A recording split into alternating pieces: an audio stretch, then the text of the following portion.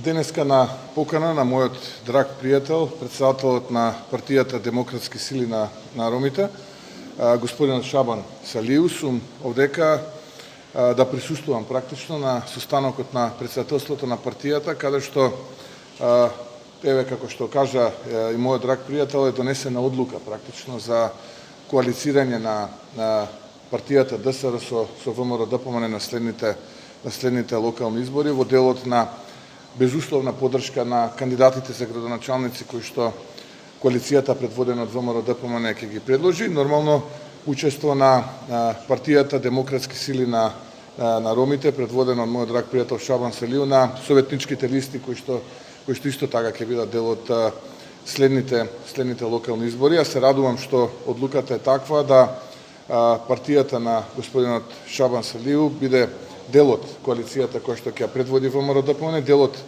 победничката коалиција, затоа што денеска е важно да сите оние прогресивни политички сили кои што се дел од македонската политичка сцена, без разлика дали се тоа од македонскиот блок политички партии, албанскиот блок политички партии, партиите на ромите, турците, власите, бошњаците, србите, египтјаните и останатите, се приклучат на овој опозицијски победнички блок, бидејќи само така можеме да го промениме ова политичко мочуриште кое што 4 години практично ја репресира и уназадува нашата Македонија, да го промениме овој хибриден режим и навистина да владее правото, навистина да се бориме безкомпромисно со криминалот и корупцијата, за силна економија, за сериозни реформи во здравството, во образованието, додиме напред, бидејќи сите одат напред, само за жал Македонија предводена од овој хибриден режим на СДСМ и Зоран Заев стагнира и уназадува.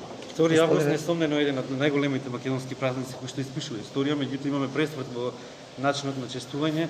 Дали може би ќе се озвете на официјално на поканата на Пендаровски да присуствувате во Крушево на 2 август? Јас традиционално 2 август го поминувам во едно преубаво населено место Ташмаруништа, кое што се наоѓа во близина на Струга, и таму се одвивала, би рекол, една жестока битка за време на станите кои што се дел од Илинденското востание, и оваа година ќе бидам таму.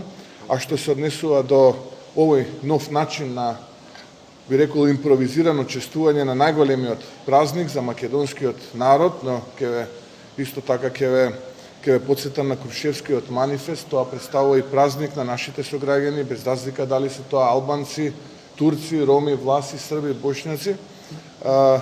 Ова што денеска се случува е класична импровизација, и за тоа што имам да кажам, поврзано својот настан, ќе го кажам во мојот 10-минутен говор утре во Ташмаруниште. А воопшто ќе има ли делегација на ВМРО-ДПМНЕ во Крушево на чествување?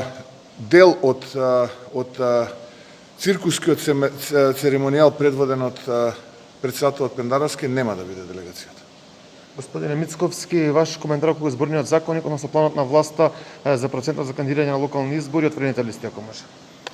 ВМРО-ДПМНЕ имаше принципиелна позиција дека важно за ВМРО-ДПМНЕ овие избори да бидат фер и демократски, да не ни се случува како што се случуваше за време на парламентарните избори, институционален подкуп и притисоци, закани и уцени на граѓаните од страна на властодржците на СДСМ, менување на изборни законици во 5 до 12 со цел поголемо представување на владините партнери на сметка на опозицијата, и тоа беше суштински важно за нас, и тоа во преговорите уште во март месец ние го постигнавме. Потоа имаше определени политички гимнастики од страна на власта и владеачките партии во делот на отворени листи. Се сеќавате, помалите партии бара отворени листи, ВМРО-ДПМНЕ се сложи на тоа, потоа пак гледаме се предомисли, рекоа не сакаме отворени листи.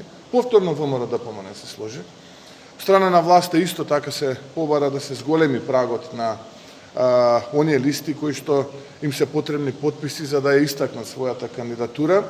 ВМРО-ДПМНЕ, бидејќи тоа беше барање од власта само за да има фер и демократски избори, рече и на тие преговори: како вие мислите само да бидат изборите фер и демократски, така ќе прифатиме. Потоа гледаме дека помалите коалициони партнери ретерираа од тој став. ВМРО-ДПМНЕ изрази разбирање за ставот на помалите политички партии го поддржа тоа и ставот на ВМРО-ДПМН беше нека се договорат во владината коалиција, се што тие ќе се договорат, ние ќе прифатиме. Во текот на вчерашниот ден имав можност да ја слушнам изјавата на Зоран Заев дека тие ретерираат практично тие 2% и колку што разбрав се враќаат на 1%. Еве и тоа го прифаќаме. Еве и прифаќаме и да нема проценти. Само нека има фер и демократски избори, да нема злоупотреба, да нема притисоци, да нема закани уцени, да не ни се случува како на што веќе се случува во Шуто Ризари, каде што брендирани пакети од страна на Светска банка и Министерството за труд и социјала веќе се делат на социјално ранливи категории, со цел дека тоа е милост од страна на актуелниот градоначелник и од страна на представниците на СДСМ во таа скопска општина. Навистина се срамам кога гледам дека и во 21. век се злоупотребуваат човековите права и тоа што се случува навистина е почеток во еден обид за голема изборна измама и плячка. ВМРО-ДПМН жестоко ќе се спротивстави. Така и во овој случај, се што мислат дека треба да биде во насока на добри, фери, квалитетни демократски избори, ВМРО-ДПМН ќе прифати. Не сакале отворени листи, прифаќаме нема отворени листи. Сакаат од 2 да намалат на 1, нека нема прак, еве. Ако мислат дека и така треба, нека нема прак. Само да имаме фер и демократски избори. Господине Мицковски, ставот на бугарското МНР кој што изрази разочарување во однос на донесената револуција за црвените линии во однос на преговорите со надминувани избори. Треба да се радуваме и да сме срекни што конечно во Македонија постои надпартиски компромис и консензус и она што мене ме интересира е ставот на македонските граѓани. А ставот на македонските граѓани е едногласен и го поздрави донесувањето на резолуцијата. Ставот на бугарското МНР нека си го коментира бугарското МНР и влада и бугарските граѓани. Мене како политичар кој што работи за интересите на македонските граѓани ме интересира само ставот на македонските граѓани. Дали може да очекуваме соработка и со албанските опозицијски партии Алијанса Алтернатива на локалните избори? Да, може да очекувате. Господине Мицковски, уште едно прашање, ваш коментар околу јавниот долг кој што видовме нека достигнало срум за прека 4 милиарди евра.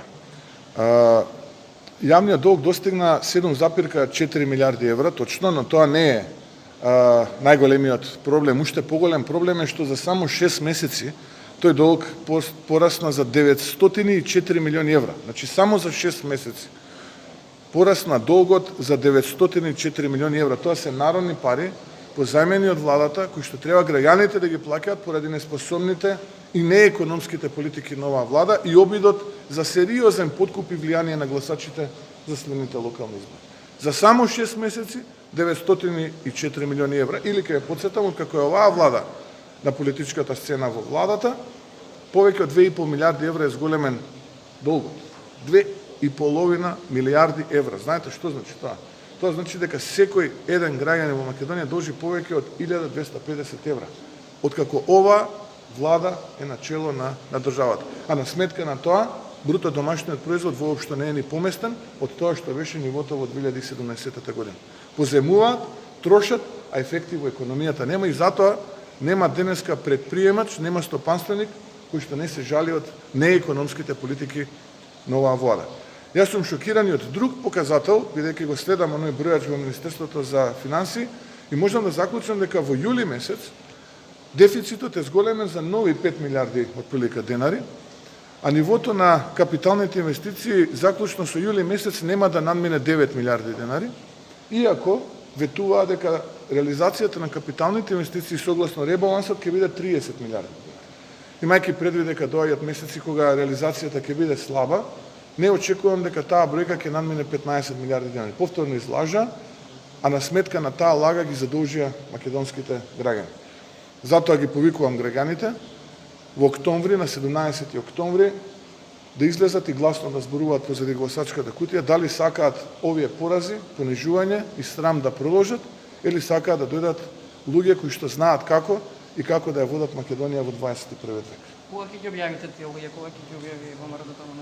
На 16 и 17 август.